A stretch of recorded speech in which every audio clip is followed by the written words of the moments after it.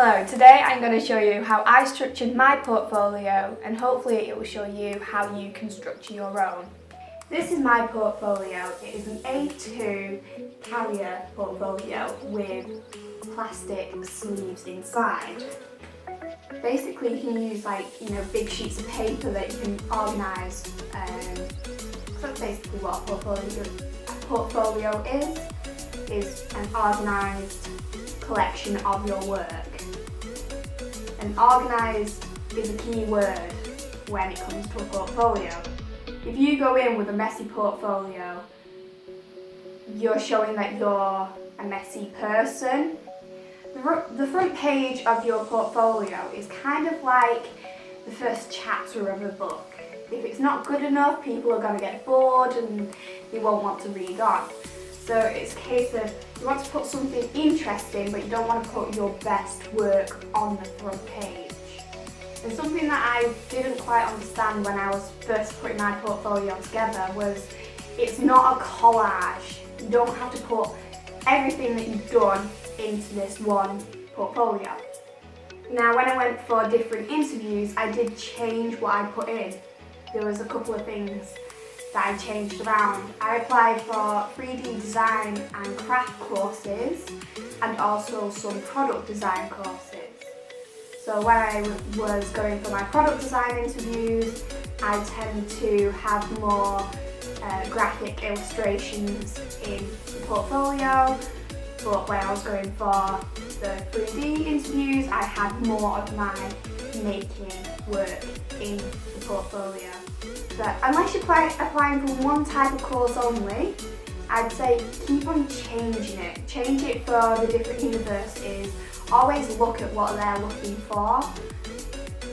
Everything in your portfolio, you have to be confident about that you can talk about it. If you can't talk about the stuff you've made and the designs that you've come up with, it kind of becomes it makes the university question, well, why did they put them in it? Why would they put something in that they don't really want to talk about? I know that there was a lot of work I did that I couldn't talk about, but I had amazing photos of it. And then some of the stuff that I could talk about, they weren't the best photos. Definitely these, they weren't the best photos. There's a lot of greys and yellows, so obviously I wasn't using the right lighting and things like that. But these pages, I think this was what in interviews you tend to get asked, pick one thing from your portfolio and tell us how you got to the end of that. How did you come up with that idea and things like that. This is my go-to story page, which is something that everyone needs in their portfolio.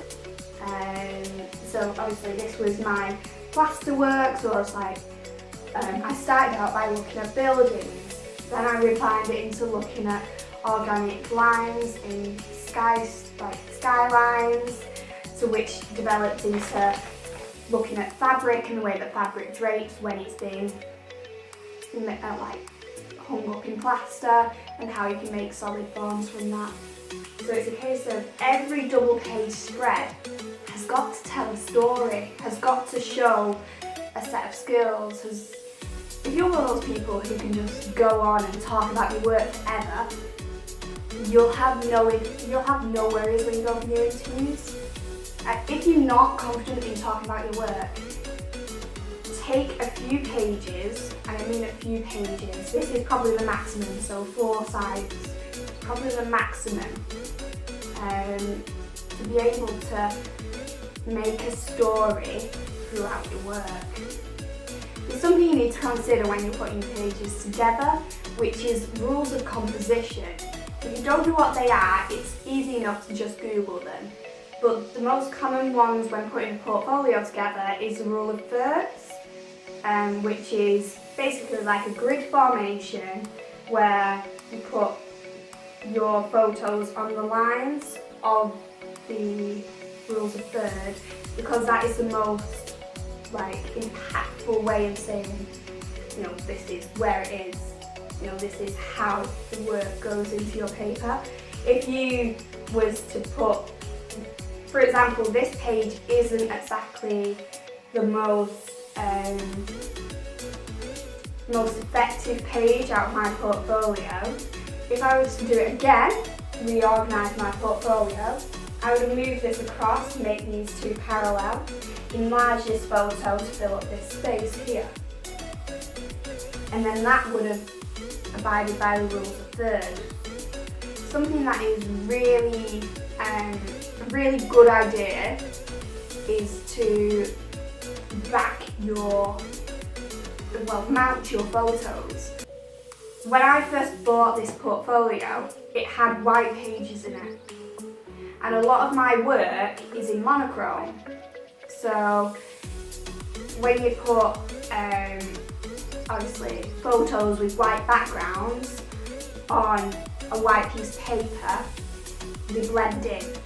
And the whole idea of your portfolio is to make your work stand out. So I switched all the white paper for black paper, and then I either mounted them on white or on a colour. I think this is the only page that is a colour, but that's because it's probably the most colourful page in the portfolio. Now, layering. I know I've said it's bad to get cluttered pages, and it is quite bad to have cluttered pages, but it's a case of knowing how to organise them. If I was to take out this central piece, I would have made this very formal. These are maquettes, these are, rendered drawings that I've done, but they're not final pieces. This is to show my research and the way that I research, which is also a good idea to have in your portfolio, because some universities don't ask for you to bring a sketchbook, but then they'll ask you about your style of your style of recording and things like that. So it's always good to put a page in, at least one double page spread of the way that you research, some samples of stuff, if that's pictures of maquettes that you've made, rapid prototyping, anything like that. Just a page of that sort of thing and some design ideas. Basically, on my last page, I have put something that I'm rather proud of, and something that if they was to ask me about, I could talk about it for 15 minutes. Something that is easy to talk about for me, something that I know is quite interesting, and also it's a good idea to take maquettes with you and final pieces. Obviously this is that bag, and if you have final pieces that are small enough to fit in your portfolio, take them with you. Really do take them with you. But that being said, don't take everything with you. This is what I took. I took one of my fashion pieces, which I have photos of, and then my 3D piece. So it's a case of if you have the physical product, and 3D designers, they love to touch things, they love to try and figure it out for themselves. So if you have the small pieces, then take them with you to your interviews. There's honestly no harm, you taking your maquettes with you. I also took one sketchbook for the majority of my interviews. This is my fashion design sketchbook. I did take one of my 3D design sketchbooks on my first interview, and that was for a product design course. Product design courses like to see a lot more of your sketchbook work and the way that you work in your sketchbook. So just a few more do's and don'ts for your portfolio. Number one, don't overclutter your portfolio, which is quite obvious, but do not put any loose papers in your portfolio. They will check. They will look through the entirety of the portfolio. If like there's loose pieces of paper or some bits that you weren't sure whether or not to put in, so you just slid it in, and it's it's fallen down and everything's not stuck in place, they'll look at it and then they'll think, oh, this person's quite unorganised really. When you're doing your portfolio, I would recommend that you try and keep it to 10 wallets or less. It's quite easy to put your work over lots of pages, but the more succinct you are with what you've chosen to put in your portfolio, it's almost like the university can see that you are critical of your own work, which is obviously a big thing when you go to a university, because that's what they want you to be independent thinkers and be critical of your own work. And I think finally, as this page demonstrates quite well, try to keep either landscape or portrait. Don't have them rotating the portfolio around every page, because you want it to flow. You want your portfolio to flow. Same with when you're doing your background and borders. Try and keep them all the same. If you don't like it, don't put it in. Maybe a great photo. Your teachers might be telling you, oh, you definitely need to put that in. You definitely need to put this in. No, you don't. It's your portfolio. You decide what goes in. If you decide that piece of work that you think is amazing but your teacher doesn't, talk to your teacher about why they think it's not amazing.